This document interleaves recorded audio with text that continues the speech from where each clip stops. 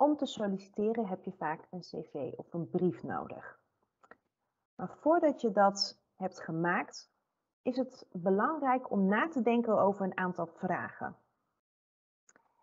Dat helpt jou namelijk om jouw cv zo goed mogelijk in te vullen. Het helpt jou namelijk om jouw brief zo goed mogelijk te schrijven. Dat zijn deze vragen. Wie ben ik? Wat weet ik? Wat wil ik? En wat kan ik? En deze vragen die kunnen misschien soms wat lastig zijn.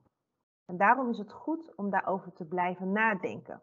Om daarover te hebben met jouw begeleider en met mensen in jouw omgeving of misschien jouw docent van school.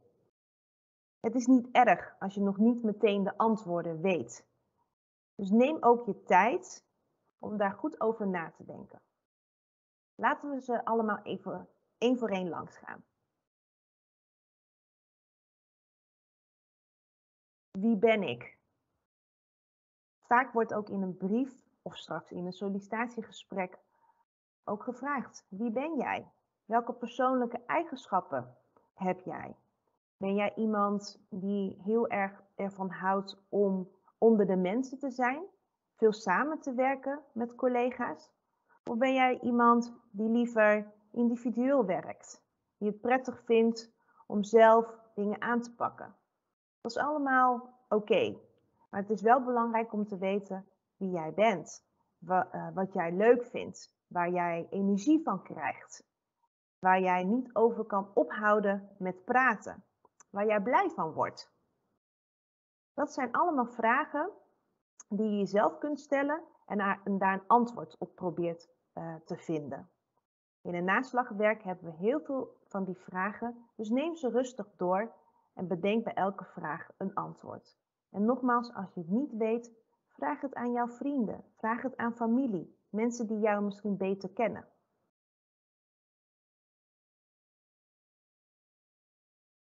Wat weet ik? Dat gaat over welke kennis heb je. Vaak is dat iets wat je hebt geleerd in jouw opleiding. Of misschien bij cursussen of andere korte trajecten. Bijvoorbeeld, ik weet heel veel over Excel. Of ik weet heel veel over AutoCAD. Of ik weet heel veel over de inburgeringswet. Dus jij weet het beste wat jij weet. Dus denk daar goed over na. Wat wil ik? Ja, dat is een hele belangrijke om gericht te kunnen solliciteren. Wat wil ik in mijn volgende functie? Wat wil ik in mijn stage? Wat wil ik bij mijn BBL-plek? Vaak word je een beetje geholpen door de opleiding die vertelt wat voor soort stage of wat voor soort BBL-plek je moet vinden. Maar soms moet je ook zelf bedenken, wat vind ik zelf het allerleukste? En dat kan van alles zijn. Inhoudelijk, ik wil een baan waarbij ik veel kan samenwerken met andere mensen. Of ik wil een baan waarbij ik veel contact heb met klanten. Of ik wil een baan voor maar 3 dagen per week. Of juist een fulltime baan van 40 uur per week. Dus wees zo specifiek mogelijk. Denk goed na. Wat zijn allemaal verschillende onderdelen in de baan of stage wat ik wil? Zodat jij dat ook zo goed mogelijk kan vertellen aan de werkgever. Zodat je dat zo goed mogelijk kan vertellen of beschrijven in jouw motivatiebrief. En tenslotte, wat kan ik? Wat zijn competenties wat jou uniek maakt? Dus bijvoorbeeld, ik kan heel goed organiseren. Of ik ben iemand die heel erg stressbestendig is. We hebben allemaal competenties. We hebben allemaal kwaliteiten. En het is voor jou dus belangrijk om te bedenken wat dat is voor jou. Denk daar goed over na en nogmaals, bespreek het met mensen in jouw omgeving.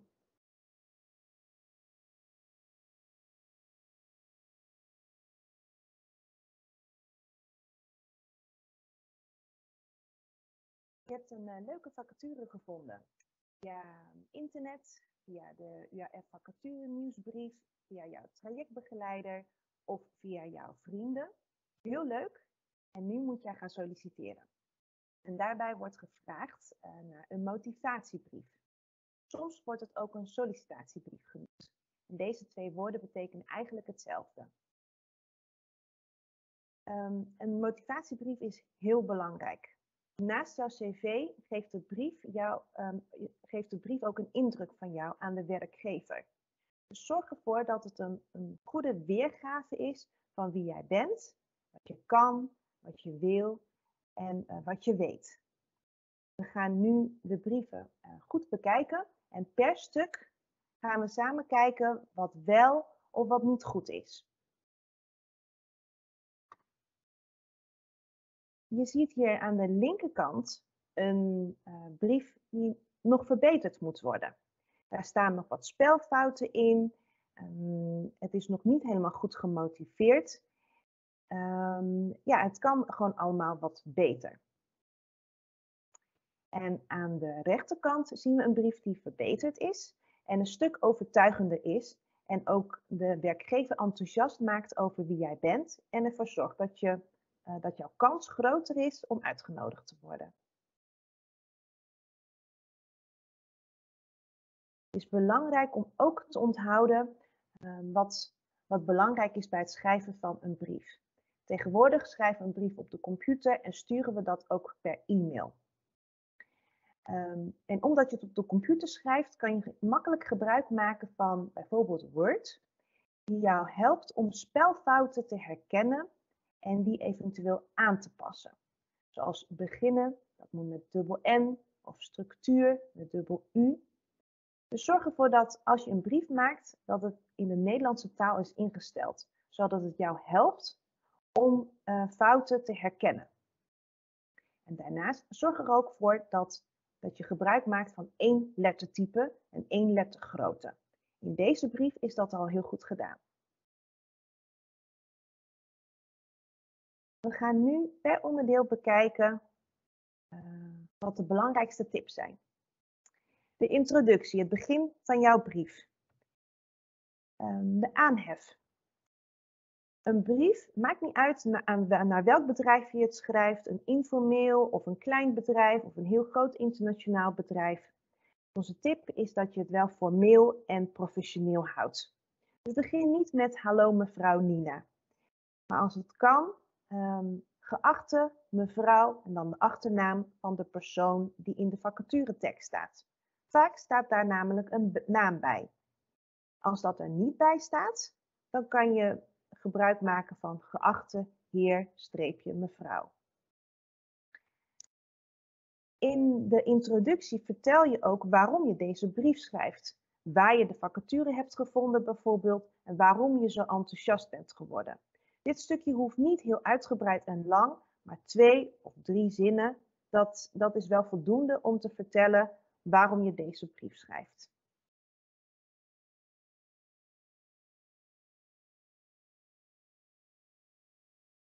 De tweede alinea gaat over de motivatie. Dus waarom wil je deze baan? Waarom wil je bij dit bedrijf werken? Waarom wil je per se deze stage en niet een andere stage? Dus jouw motivatie is heel belangrijk om hier te benoemen. Boven de streep zien we weer het stuk wat nog verbeterd moest worden. Je ziet hier ook spelfouten of spaties wat te veel is, dus let daar ook op. Maar daarnaast zorg ervoor dat je ook een goede motivatie hebt. Vertel ook iets over wat jouw unieke motivatie is, waarom je bij dit bedrijf wil werken. Maak het ook persoonlijk als dat kan.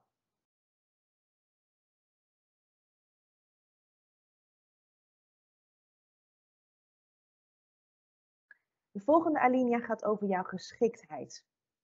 Dus hier vertel je over wat jij al weet en wat jij kan om deze functie uit te voeren of om deze stage te doen.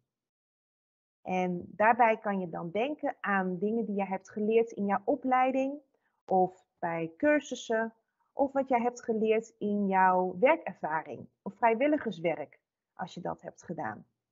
Dus het gaat erom welke kennis heb je, wat weet jij, wat belangrijk is voor deze functie waar je naar solliciteert. Dus wees wel specifiek over wat jij vertelt.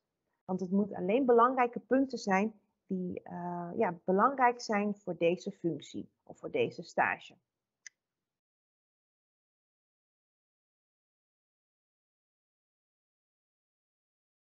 En dan de afsluiting. Ja, de afsluiting zijn de laatste paar zinnen en je denkt misschien dat is niet zo heel erg belangrijk, maar zorg er ook voor dat je hier goed afrondt. Ook nogmaals, geen spelfouten en probeer dat ook professioneel af te sluiten. Bijvoorbeeld, graag kom ik langs om kennis te maken en u meer te vertellen over mijn motivatie, is heel netjes en professioneel en zakelijk. In een naslagwerk hebben we nog meer voorbeeldzinnen, zodat je er eentje uit kan kiezen wat bij jou past. We hebben nog een aantal tips voor jou om een goede motivatiebrief te schrijven. Allereerst, lees de vacaturetekst goed door en noteer alle functie-eisen. Dit kan jou namelijk helpen om een betere brief te schrijven. Als bijvoorbeeld wordt gevraagd, we zoeken iemand die ambitieus is. En jij bent iemand die ambitieus is.